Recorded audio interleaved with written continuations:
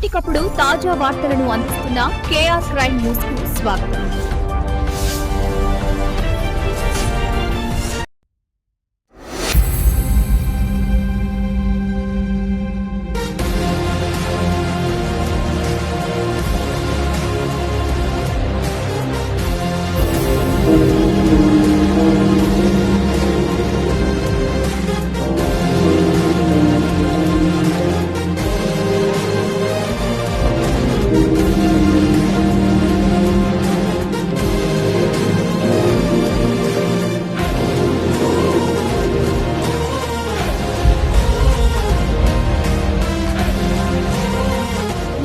Capacity అంటే మనం 150 seats కావాలంటే 650 బెడ్లు ఉన్నాయి.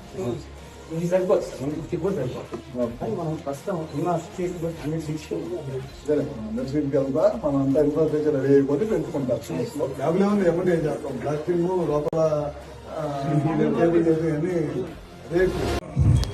దీనికి కూడా చాలా మంది చేస్తేనే అయింది, ఏదో ఒక మనిషితో ఇద్దరు మనిషితో అయ్యింది కాదు.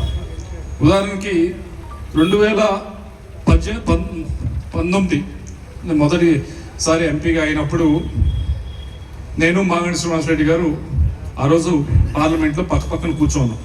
ఆయన ఓ ప్రశ్న వేశాడు ఆ రోజు పార్లమెంట్లో.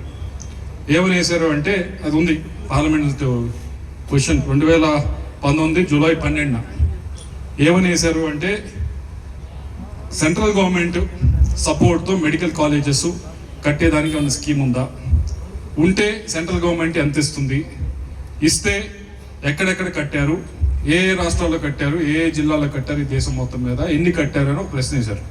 నేను ఆయన పక్కన కూర్చున్నాను. నాకు ఒక అలవాటు ఉంది, ప్రతిరోజు వచ్చిన క్వశ్చన్ అవర్లో వచ్చిన క్వశ్చన్స్ అన్ని కూడా నాకు చదివే అలవాటు ఉంది. చదువుతూ అన్న ఇదేదో క్వశ్చన్ వచ్చింది అని చదివి, ఇది నిజంగా స్కీమ్ ఉందా అని అడిగాను. ఉంది బాబు, మరి ఆన్సర్ ఇచ్చారు కాబట్టి ఉంది.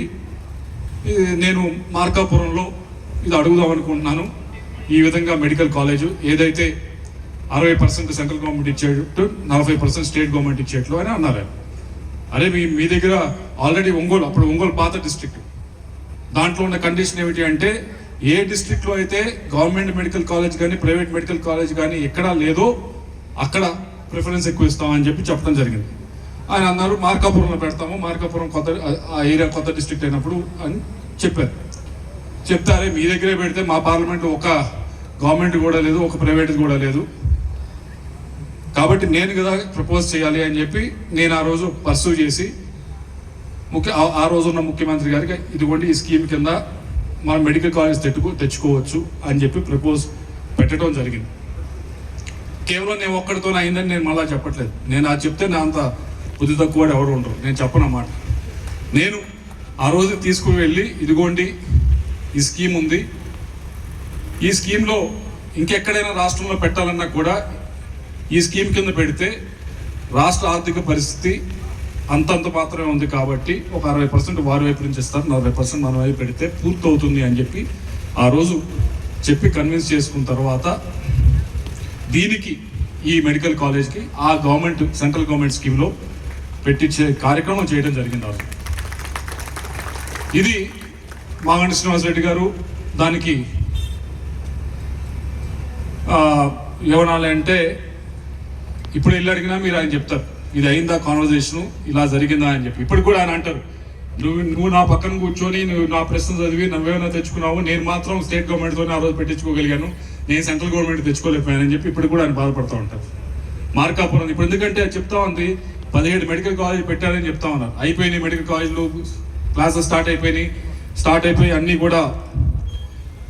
కూడా నడుస్తున్నాయని ఒక అభూత కల్పన కల్పించేదాన్ని ప్రయత్నిస్తూ ఉన్నారు. అదే మార్కాపురంకి వెళ్ళి చూసినండి, అదే మార్కాపురం పక్కనే ఉంది కదా, వెళ్ళి చూసినండి ఎక్కడ ఉందో. ఒక చిన్న షెడ్ లాంటిది మాత్రం వేసున్నారు. అది ఎందుకు చేయలేకపోయారు? గొట్టిపాటి రవికుమార్ గారు ఇక్కడే ఉన్నారు, ఆయన్నే అడగండి, ఆయన ఉన్నారు సాక్ష్యం.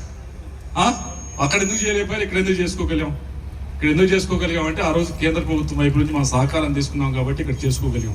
రాష్ట్రంలో 3 కాలేజీలకు ఆ రోజు వచ్చింది. ఇది మచిలీపట్నం, పాడేరు మూడింటికి వచ్చింది. వచ్చిన వాటిల్లో ఎక్కువ శాతం కేంద్ర ప్రభుత్వం నుంచి నిధులు ఖర్చు చేయడమే తప్పించి రాష్ట్ర ప్రభుత్వం వైపు నుంచి అంతంత మాత్రంగానే ఖర్చు చేయడం జరిగింది. 500 కోట్లు అని చెప్తా ఉన్నారు. 500 కోట్లని ఎస్టిమేషన్ ఉంది. కేంద్ర ప్రభుత్వం ఆ రోజు చెప్పింది 320 కోట్లు ఇస్తామని చెప్పి. 320 కోట్లలో కేంద్ర ప్రభుత్వం వైపు నుంచి 320 కోట్లు 60% అంటే 190 కోట్లేమో. ఆ 190 కోట్లలో దాదాపు అంతా ఖర్చు చేస్తే ఇది వచ్చింది. రాష్ట్ర ప్రభుత్వం నుంచి 60-70 కోట్లు ఖర్చు పెట్టారు. మిగతాదంతా దాదాపు 200 కోట్లు ఇంకా ఖర్చు పెట్టవలసి ఉంది. ఆ రోజుకి ఖర్చు పెట్టలేదు. కానీ అది అన్నీ చేసుకుంటూ వెళ్తేనే ఇది పూర్తవుతుందని చెప్పి మీ అందరూ తెలియజేయడానికి. కానీ ఇక్కడ దాకా రావడానికి కారణం కేంద్ర ప్రభుత్వం సహాయ సహకారం ఉంది కాబట్టి, ఆ ఫండ్స్ వచ్చినాయి కాబట్టి ఈ 3 కొద్దిగా ముందు సాగినాయి. మిగతా 14 ఎక్కడ వేసి అక్కడే ఉన్నాయి. ఊరికే ఏదో పూర్తయిపోయినాయి, మనం వచ్చేదో ఆపాము, ఏదో మనం వచ్చేదో పీపీపీ మోడ్లో పీపీపీ అనేది కేంద్ర ప్రభుత్వమే చేస్తూ ఉంది. రాజస్థాన్లో చేసింది, ఢిల్లీలో చేసింది, ఉత్తరప్రదేశ్లో చేసింది, అన్ని చోట్ల కూడా చేశారు. రాష్ట్ర ఆర్థిక పరిస్థితి కొద్దిగా ఇబ్బందికరంగా ఉంది కాబట్టి మిగతా 14 కూడా పూర్తి చేయాలి. సరే, దాన్ని ఎలా పూర్తి చేయాలనే ఉద్దేశంతో పీపీపీ మోడీకి తీసుకెళ్లే ప్రయత్నం చేయటం జరిగింది. అంతేగాని దాంట్లో ఎవరికి లబ్ధి కానీ ఎవరికి అన్యాయం చేయడానికి కానీ ఎవరు కూడా ఎక్కడ ప్రభుత్వం ప్రయత్నించే పరిస్థితి లేదు.